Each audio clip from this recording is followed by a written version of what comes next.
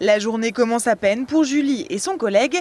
Être ambulancier, c'est se préparer à intervenir à tout moment. Aujourd'hui, l'équipe est de mission dite SAMU, c'est-à-dire que lorsque vous composez le 15 et demandez assistance, c'est une ambulance comme celle-ci qui peut être redirigée vers vous. Mais avant de partir sur le terrain, place au contrôle du matériel. Donc lui, il vérifie le pochon prise de paramètres.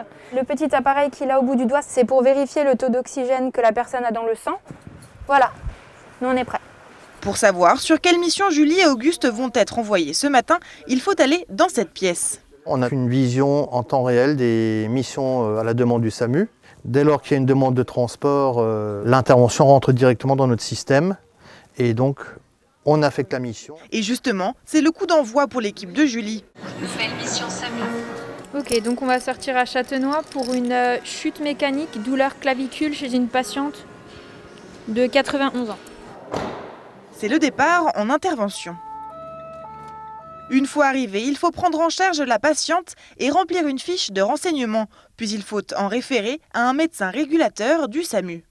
C'est une dame consciente. Alors c'est une personne avec des troubles cognitifs. L'équipe est alors redirigée vers un établissement hospitalier, direction l'hôpital de Célestat. C'est rien madame, vous inquiétez pas. Trouver les bons mots, faire preuve d'empathie, avoir les bons réflexes, voilà 5 ans que Julie s'y emploie. À 27 ans, elle a voulu faire de sa passion son métier. Je suis une grande passionnée par le secourisme, par tout ce qui est médical. Quand on nous appelle sur une intervention SAMU, comme vous avez pu voir avant, on est les premiers sur place. Moi, je vois des fois qu'il y a des patients, ils pensent qu'on prend les gens, enfin qu'on emmène les gens juste de leur maison à chez le médecin ou à l'hôpital, alors que pas du tout. Derrière, il y a quand même beaucoup plus de choses. Comme nous, comme les pompiers, comme les policiers, comme les gendarmes, je veux dire, on risque notre vie tous les jours sur la route, avec les gens, avec les maladies. Et je trouve que c'est des métiers pas assez reconnus. Oui.